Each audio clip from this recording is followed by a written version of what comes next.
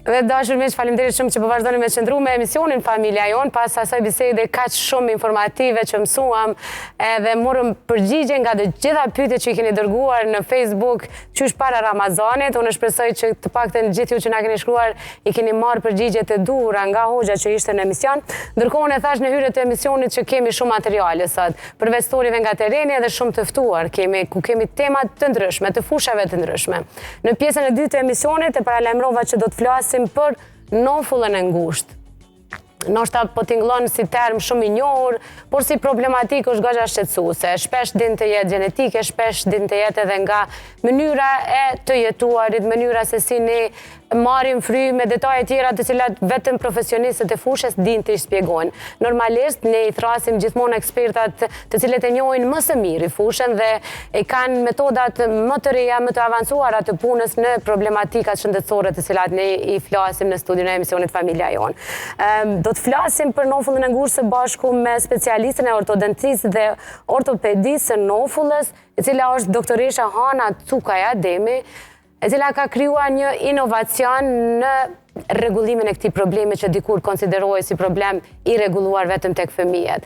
Do të mësojmë detaje të shumta. Doktoresha Hana tashmë në studio me mua. Mirë se erdhe, doktoresh. Faleminderit për ftesën. Shumë kënaqësi me të pa në studio. Gjithashtu faleminderit. Sidomos kur e di që së bashku nga kjo bisedë mund të përfitojnë shumë shikues dhe mësojnë metodat më të reja të një problemi që ndoshta është i vjetër dhe i ndëgjuar me vite, por që metodat tradicionale të vjetra ndoshta kanë qenë ma të mundimshme, ma të ngadalshme dhe shkenca po ka inovacione të përditshme dhe kjo është shumë e rëndësishme. Sigurisht, po shpresoj që kemi me u ndihmu s'paku me njoftu në mënyrë detajume se çka është nofulla e ngushtë, si duket edhe se si mund të trajtohet për secili individ veç e veç, si të fëmijë gjithashtu edhe të persona të rritur. Patjetër që do të shkojmë në një mënyrë kronologjike, sepse unë shpesh dhe unë jam pacienti para teje dhe kam përborxh krejt pyetjet e pacientëve me i transmetu tek ju, doktoresh.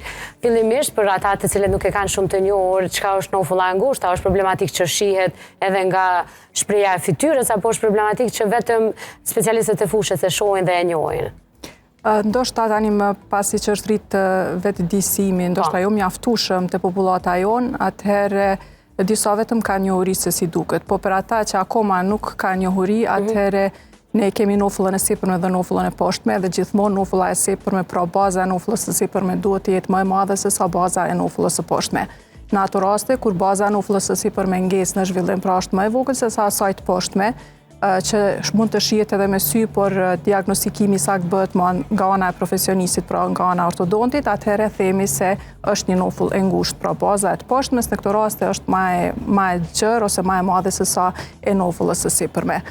Pse vjen deri te nofulla e ngushtë, ka shumë faktor. Faktor kryesor mundet me qenë faktori gjenetik, pra është e trashëguar. Gjithashtu mundet me qenë çrregullimet funksionale, pra shpesh herë ose shprehitësia, shpesh herë fëmijët për shkak të problemeve në frymarrje, atëherë nuk marrin frymë me hund ose marrin frymë vetëm me gojë. Në këtë rast është pikërisht gjuha si muskull i cila ndikon në zhvillimin e nofullës së sipërme, pra funksioni i saj ndikon në zhvillimin e nofullës së sipërme në drejtim transversal. Transversal anash, djathtë tas majtas edhe përpara.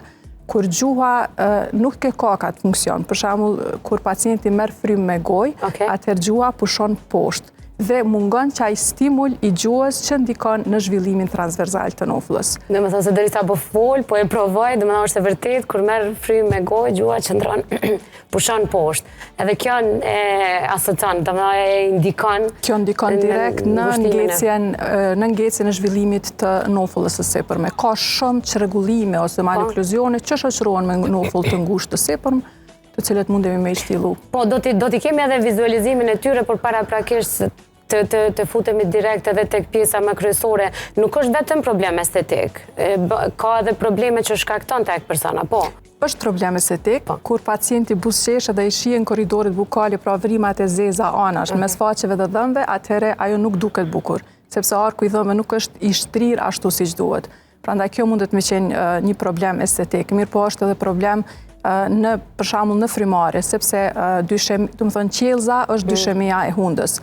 shpesh herë kur ne e zgjerojmë qelzën edhe e përmirësojmë formën e saj, atëherë kemi edhe përmirësime në frymarrje, do të thonë që ndikon edhe në procesin e frymarrjes. E dim që secili proces i jetës gjatë rritjes i ka kohën edhe limitet kohore të veta të rritjes dhe të zhvillimit. A është një moshë e caktuar kur janë nis prindit të shikojnë nëse monofulla e fëmijës së tij është e ngurë, duhet të kontaktoj specialistët e fushës, apo dallohet në një moshë më të rritur? Është pasi që ne e praktikojmë dhe promovojmë që kontrollat e stomatologut të filloj sa më herët që është e mundur, qoftë edhe për shkak të adaptimit të fëmijët në kontrollat rutinore që duhet bëhen së paku një herë në 6 muaj. Atëherë, pasi që vjen fëmiu, do të thonë së paku një herë në 6 muaj, sa më herët që zbulohet, do të thonë ngecja në zhvillimin e nofullës, atëherë dhe trajtimi sa më hershëm është më i lehtë dhe më komod edhe për fëmijën, edhe për prindin, edhe rezultatet ose parandalimi i çrregullimeve në të ardhmen do të jetë më të mira. Po, tek pacientët e cilët nuk e kanë ende këtë shprehje, fatkeqësisht edhe ne në emision çdo herë themi që kontrollat rutinore, check-upet rutinore janë më se të rekomandueshme në parandalim, po ja që po flasim për pjesën e qytetarëve të cilët nuk i bëjnë kontrollat rutinore. A e dallojnë në ndonjë problem, për shembull në kafshim ose ku diun që me u paraqit pastaj? Po sigurisht, në raste kur kemi për shembull një anë e nofullës është më e ngushtë në raport me anën tjetër, atëherë mund të themi se kjo quhet kafshim i kryqëzuar dhe pacienti kur kafshon për të arritur bluarjen e ushqimit, ai duhet ta lëviz nofullën e poshtme në një mënyrë që të arrijë kontaktin mes dhëmbëve. Nëse ky problem ose ky çrregullim vazhdon për një kohë të gjatë deri kur pacienti bëhet adult pra i rritur, atëherë mund të shoqërohet edhe me deformime pastaj të nofullës së poshtme.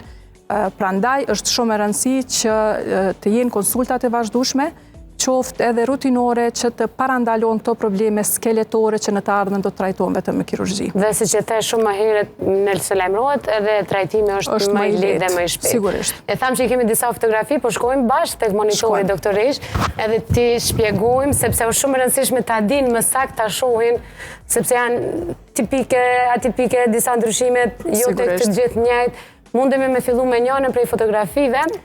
Në këtë rast, kemi bërë një zgjerim të nofullës, po e shohim që pacienti është i rritur, përderisa më herët zgjerimi i nofullës të një pacient i rritur pra mbi moshën 18 vjeçare është bërë vetëm me kirurgji. Pasi që qelza është përbërë prej kockave të cilat me kalimin e kohës ngjiten pothuajse njëra me tjetrën.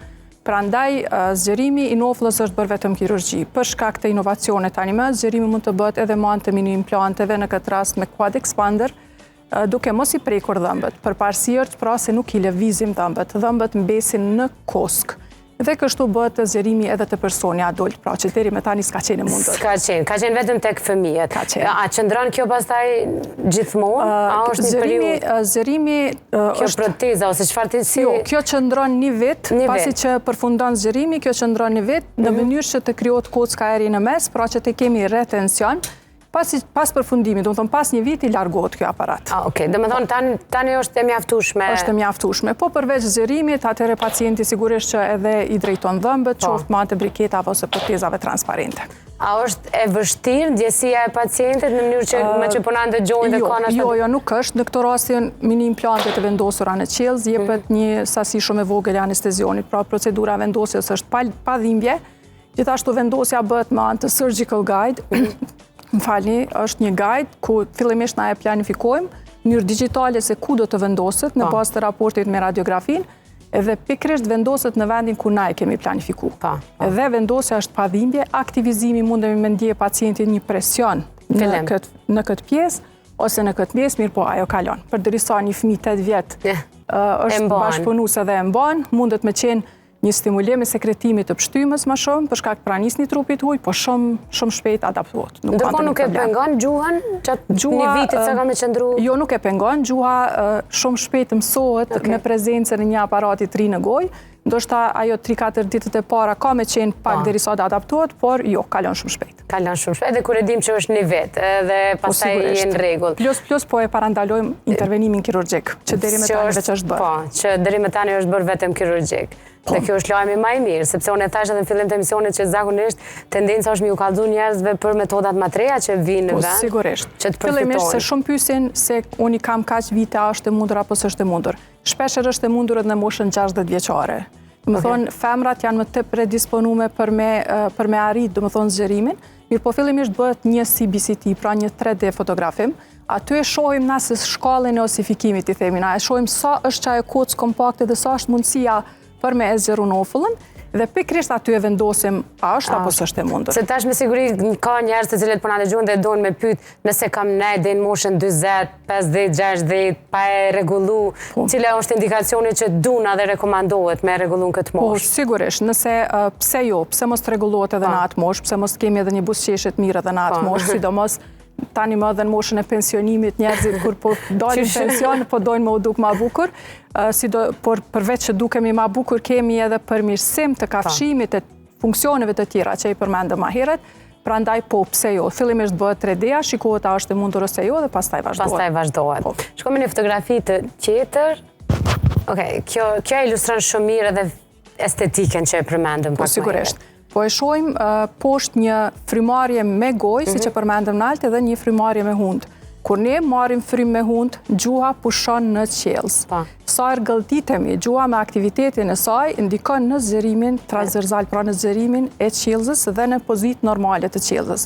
Në rast se kur pacienti merr frym me gojë, atë po e shojmë edhe pozita e nofullës së poshtme, që është vendosur poshtë dhe prapa. Pacienti merr frym me gojë, gjuha pushon poshtë. Këtë rast në foto nuk është që e ka të hapun gojën, mirë po gjuha pushon poshtë dhe ndikon në nofullën e cila është më e ngushtë. Po, pastaj kjo edhe ka marrë formën, sepse edhe pacientët të cilat kanë një deformim të tillë, pacientët që marrin frym me gojë pastaj përveç deformiteteve që ndodhin në nofull, ka deformitete në posture, shumë probleme të tjera. Në ndërkohë këtu po shpjegohet sakt brenda kësaj fytyre gjendja që është. Po, sigurisht, do të thonë po e shohim këtu që pacienti gjuha po pushon poshtë, edhe pacienti po merr frym përmes gojës, ndërsa këtu po merr frym përmes hundës. Me i dallu, sepse zakonisht tendenca e prindërve, sepse nani janë vetë, kur marrin frym fëmijët me gojë, gjithmonë thojmë ose i ka bajamet, ose hundët e bllokume. Por ja që duhet ta identifikojmë edhe si probleme dhe këta. Problem ndoshta multidisiplinar. Fillimisht konsultohet një ortodont, nëse problemi është ortodontik ose një konsult ose te një stomatolog i përgjithshëm. Së paku edhe ai mundet me diagnostiku. Pastaj, përveç që shikohet a është problemi ortodontik pra, mundet me qenë edhe problemi për shkak ndonjë pengese në hundë. Do të thonë, shpeshherë pacienti ka devijim të mesit, apo çrregullimeve të tjera të cilat në mënyrë multidisiplinare duhet të trajtohen. Me që ka vite që jeni profesioniste dhe keni pacientë të shumë, a jemi në nivel të vetëdijësimit ta trajtojmë si problematik në nofullën e ngushtë, doktor Eshan? Fakt, fatkeqësisht nuk jemi akoma.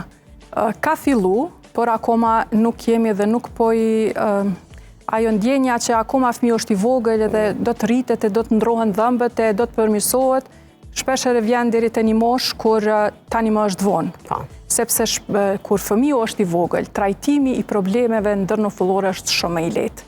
Edhe për shembull kur fëmiu e ka nofullën e poshtme më prapa, ne duhet të shfrytëzojmë atë pikun e rritjes për korrigjimin e raporteve ndërnofullore.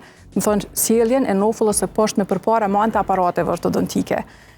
Mirë po, që tani më përderisa deri tani kanë qenë për shembull një aparat twin block është quajtur, është larguar, nuk ka bashkëpunuar fëmiu. Tani ka aparate të cilat fëmiu nuk mund t'i largojë vetë nga goja. Mirë po nofulla zhvendoset përpara, prandaj është mirë që t'i kushtohet shumë kujdes.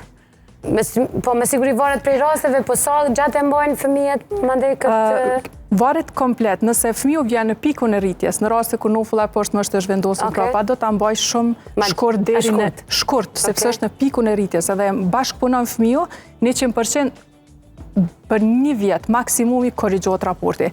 E kjo është një mirë shumë e madhe, sepse do të parandalohet trajtimi kirurgjik në të ardhmen, sepse kur pacienti është i rritur, nëse nofulla e poshtme ka mbetur shumë prapa, atëherë trajtimi është vetëm kirurgjik. Duhet i presim ndrimin e dhëmbëve të qumshtit apo mund ta bëjmë këtë intervenim para dhëmbëve të qumshtit? Nuk ka nevojë që të pritet. Nuk lidhet. Nuk ka nevojë për varësisht nga rasti. Trajtimi i problematikës saktum është ndryshëm. Nuk duhet presim të ndrohen dhëmbët e qumshtit. Në raste për shembull kur nofulla e poshtme është shumë më përpara se sa nofulla e sipërme, atëherë ne nuk duhet të presim ndrimin. Thjesht duhet ta trajtojmë në atë kohë vetëm kur është shfaq pacienti. E qartë, shkojmë me një fotografi tjetër. A kjo është, dhe me thonë... Po, kjo është një aparat më inovativ në zgjerimin e nofullës. Do e shohim pastaj se cili ka qenë më parë. Në këto raste, po i shohim këto dy mini implante të cilat vendosen në qelz, janë si vida të vogla të cilat vendosen në qelz, si më herët që thamë të pacienti adult, po të fëmiju zakonisht i vendosim vetëm dy. Për shkak se koska e fëmijut është shumë spongioze, pra është e butë, atë na lidhemi edhe të dhëmbët, dhe bëhet zgjerimi i nofullës. Kjo është shumë e mirë, sepse zgjerimi në këto raste me mini implante që vendosen në koskë është komplet skeletor. Na po e zgjerojmë nofullën. Në raste kur tash e shohim foton e aparatit tjetër ndoshta, foto me një aparat të tillë të ngjashëm. Dhe kjo është lloji tjetër i aparatit që është përdorur. Po, kjo në fakt akoma përdoret. Mirë po, kjo siç po e shohim është ngjitur vetëm në dhëmb. Nuk është ngjitur në kockë si aparati më parë. Po në bazë të ulëmtimeve që janë bërë gjatë zgjerimit të nofullës, ky aparat ka më së shumti veprim në dhëmb, pra dhëmbët qiten jashtë kockës. Te fëmijët e vegjël, domethënë moshën 8-9 vjet, zgjerimi bëhet edhe në qelz. Mirë po, ne nuk dëshirojmë që efektet të jetë në dhëmb. Ne nuk dëshirojmë që dhëmbët të dalin jashtë kockës, sepse kur dhëmbët dalin jashtë kockës, kompromitohet jetëgjatësia atyre. Prandaj përparësia aparatit që përmendëm më herët është sepse ai fiksohet në kockë dhe nuk kemi dëmtim të dhëmbëve. Sepse pra në bazë të ulëmtimeve që thash, zgjerimi bëhet më së shumti në dhëmb sesa në ashtin ose kockën procesusin alveolar ku vendosen dhëmbët e aq më pak në nofull komplet. Përveç asaj dhe kjo duhet të qëndroj në gojë për retension për ta mbajtur gjendjen. Mirëpo, shtohet në përfundim se në periudhën kur kjo qëndron në gojë, baza kockore që nuk ka aparat të vendosur aty do të kthehet siç ka qenë më herët. Prandaj preferohet ai aparati tjetër. Po, me që është inovacion, po besoj që ai rekomandohet për çdo problem, nuk është që duhet të zgjidh pacienti këtë apo këtë. Jo, në fakt kur fëmiu është diku në moshën 5 ose 6 vjeçare. Edhe vendosja e këtij aparati për shkak se koska është shumë e butë, nuk është ndonjë problem. Domethënë ka raste kur rekomandohet. Për fëmijën në moshën 8-9 vjeçare kur kock ose 10 kur kocka vetëm bëhet më e fortë, unë personalisht nuk e preferoj, sepse kjo sidoqoftë akoma përdoret tek ne edhe jashtë. Mirë po, nuk e preferoj sepse nuk dua të kem bukalizim, nuk kemi deformim të dhëmbëve. Edhe në rastet kur nofulla e sipërme është më mbrapa në raport me nofullën e poshtme, e fëmiu është tu rrit. Mirë po i ka humbë dhëmbët paraprakisht dhëmbët të qumshtit. Ne duhet të vendosim një aparat për tërheqje të nofullës përpara.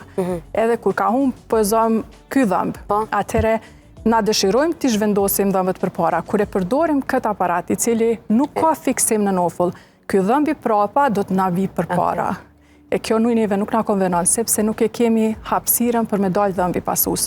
E me anë të aparatit me mini implante, atëherë kjo parandalohet. Nuk kemi tërheqje të dhëmbëve përpara. Ndoshta pyetje se na kem qef sa ma let me i kry problemet edhe me zgjidh. A është metoda që 100% zgjidhet si problem, apo ka raste kur provohet dhe pastaj përfundojnë prapë kirurgji? Trajtimi i malokluzioneve të klasës së tretë. Do të thonë kur nofulla e poshtme është përpara, sidomos kur ka natyrë gjenetike. Trajtimi i hershëm është kyç. Trajtimi i hershëm është kyç. Mirë po, ne nuk mund të sigurojmë 100% që për shkak se është me natyrë gjenetike në të ardhmen nuk do të ketë nevojë për intervenim kirurgjik. Do të ishte absurde nëse do të... Mirë po, mundësia për të parandaluar trajtimin kirurgjik është shumë e madhe. Prandaj, është e domosdoshme të intervenohet. Jo të lihet sepse te do të shkosh në kirurgji. Po, ma mirë është me i provu... Po, do më thonë, në të ardhmen, nëse ka me pas nevoj të asjellim në nofullën e sipërme përpara, ka me pas nevoj të asjellim më pak. Do më thonë, trauma kirurgjike do t'jetë më e vogël, në krahasim kur vetëm është intervenuar me kohë në nofull. Ndërkohë tek rastet kur nuk është gjenetike, por nga shprehit, të cilat i sqarove shumë mirë. Ato shprehit të cilat e kanë krijuar gjendje, e ka marrë aparatin një vjet, ka rregulluar nofullën. Nëse pacienti vazhdon shprehit e njëjta, a mund pas disa viteve të ketë njëjtin problem? Po na përveç që punojmë në trajtimin e nofullës, duhet të trajtojmë edhe shprehin. Më thonë duhet të largojmë shprehin. Shpeshher pacientët e kanë shprehita vendosin gishtin në mes fëmijët, përderisa e ka përdor biberonin një kohë, pastaj ja kanë larguar biberonin, ai vendos gishtin. Është e domosdoshme që të largohet ajo shprehi. Duhet gjendet, sepse mundësia për rikthem gjendjes është shumë e madhe. Shumë mirë që e përmendet, sepse është numër i madh i fëmijëve të cilët e praktikojnë mbajtjen e gishtit në gojë, sidomos pas largimit të biberonit. Edhe që është një ndër problematikat që shkakton. Çrregullimet të nofulla dhe dhëmb janë enorme. Për këtë arsye duhet të trajtohet problematika, po bazë për rezultat është largimi i shprehjes. Do të thonë etiologjia e problemit. Po. Shkojmë në një fotografi tjetër. Këtu pse po themi është nofull e ngushtë, dhëmbët e sipërm zakonisht i mbulojnë dhëmbët e poshtëm. Pra na themi pacientët ju shpjegojnë si ka paku me të nxjerrë. Po shohim këtë rast, do të thonë dhëmbët e sipërm janë më brenda në krahasim me dhëmbët e poshtëm. Shpesh herë, siç e ceka dhe më herët, për të ardhur në kafshim, pra në okluzion këta dhëmbë në kontakt, pacienti e zhvendos nofullën në njërin anë. Kur e zhvendos nofullën në njërin anë, atëherë do të ketë deformim komplet të nofullës së poshtme. Prandaj duhet të trajtohet sa më herët. Si është idealja? A është dhëmbët e sipër pak para? Duhet t'i mbulojnë, po, duhet t'i mbulojnë. Duhet t'i mbulojnë dhëmbët e poshtme. Jo të jenë tet-a-tet. Jo të jenë kështu ose kështu, po thonë dhëmbët e sipër i mbulojnë dhëmbët e poshtme. Atëherë e vrejmë që është kafshim normal. Okej. Kemi fotografi tjetër, më duket nëse është e fundit. Ky është rasti me po e shohim që këtu nuk është mbulimi normal. Pra nofulla e poshtme është më përpara të asaj të sipërmes. Pacienti është i vogël, por na kemi intervenu. Do të thonë e kemi zgjeruar nofullën e sipërme, mirë po e tërheqim përpara me anë të kësaj që quhet face mask. Veprojmë me llastiqe, po i shohim llastiqet dhe e tërheqim nofullën e poshtme. Përpara nofullën e sipërme përpara. Prandaj te këta fëmijë na nuk mund ta lëmë këtë fëmijë të ki këtë problem, e ke trashëguar dhe do të lëmë derisa të rritesh të bësh operacion. Jo, do të thonë e trajtojmë dhe rezultati do të jetë ky. Okej, mas një viti. Nëse pacienti bashkëpunon, atëherë po. A ka me majtë këtë face aparatin? Këtë aparat e mban natën gjithmonë, mirë po e mban edhe ditën, por jo në shkollë. Sa ma shumë që e mban, trajtimi zgjat ma pak. Kjo është motivi i pacientit. Përveç kësaj, shpesher unë e preferoj, e vendosi një senzor dhe kur pacienti vjen, unë e mas kohën e saktë se sa e kam bëj pacienti. Shpesher fëmijët ndihen si në siklet edhe bashkëpunojmë, për arsye se doktoresha do ta kontrolloj kohën. Megjithëse fëmijët janë pacienta më korrekt se të rritunit. Po sigurisht. Po sigurisht, shpesher me na jemi më neglizhent këto. Shpesher me prindrit nuk bien bashkë dakord, apo fëmijë shumë bashkëpunues. Po, por kur e dim, se edhe prindërit po besoj kur e din që doktoresha ju thotë që kjo i siguron një të ardhme më të shëndetshme, se na tham që nuk është puna veç te estetika, është thjesht lehtësim, cilësi e të jetuarit, të ngrënit, të folurit. Po, në këto raste është problem edhe në vetbesimin e fëmijës. Sakt. Sidomos edhe në parandalimin e bullizimit, sepse na e dim që sot është shumë i shprehur në shkollat tona. Prandaj pacientët që e kanë këtë problem me nofullën e poshtme përpara edhe pamjen e fytyrës, qoftë edhe kur i kanë buzët e mbyllura, do të thonë dallon prej pjesës normale dhe shumë bullizohen nga fëmijët e tjerë. Prandaj qasja sa më herët aq më mirë. A kemi fotografi tjera? Më duket se nuk kemi fotografi tjera. Jo, doktoresh, me që e përmenda të folurit, sepse patjetër që suni ikim edhe këtij problemi. Shpesh nga ta themi projektimi jo i mirë i dhëmbëve, i nofullës e çdo gjë tjetër, fëmijët kanë problem në të folur. Edhe tendenca është me shku te logopedi shumë shpesh. A mund të ndikojnë këto probleme edhe në të folur? Po sigurisht, edhe çrregullimet e raporteve ndërmjet nofullave dhe deformitetet e nofullave mund të ndikojnë në çrregullimet në të folur. Sepse ne e dim se shqiptimi i shumë fjalëve bëhet në kontakt me dhëmbët, me qelzën e kështu me radhë. Prandaj, po sillemi dhe prapë vim në konkluzion që kontrollat e vazhdueshme janë të domosdoshme. Dhe është mirë që gjithmonë të bëhen në mënyrë multidisciplinare, të komunikoj ortodonti me logopedin thjesht që ta trajtojnë sa më mirë një problematik caktuar. Ndërkohë, hajde po flasim për një fëmijë të cilët prindërit e kanë sjellë në kontrolla dhe është identifikuar problemi nga ortodonti me kohë, a ka disa ushtrime teknike, manuale, të cilat provohet njëherë fillimisht para se me vendos aparatin që mund të ndikojnë në rregullimin e nofullës? Për shembull, shpesh herë fëmijët, siç e thash, ndoshta disa e vendosin gjuhën në mes të dhëmbëve. Edhe për shkak të vendosjes së gjuhës në mes të dhëmbëve hapet kafshimi. Dhëmbët e sipërm dhe të poshtëm nuk janë në kontakt. Shpesh herë vetëm me vendosjen e një aparati të thjesht me vendosjen e disa telave të vegjël që e pengojnë lëvizjen e gjuhës, kafshimi mbyllet, pa asnjë trajtim tjetër. Shpesh herë pacientët, pra si që thash, kjo shprehja e vendosjes së gjuhës, ne tentojmë t'i edukojmë, sidomos të fëmijët, pacientët që të gëlltisin në atë mënyrë si duhet. Pra, shpesh ne i themi gëlltitja infantile, është pikërisht ajo gëlltitja kur fëmiu është me qumshtin e nënës, a është ajo lloj gëlltitjes. Kur fëmiu fillon me ushqyer dhe dalin dhëmbët, ndryshon. Po te disa fëmijë nuk ndryshon, ajo persiston. Edhe e vendos gjuhën edhe hap kafshimin. Na insistojmë që majën e gjuhës ta mbajë te qiellza. Kur e mban majën e gjuhës te qiellza, pastaj të gëlltitet.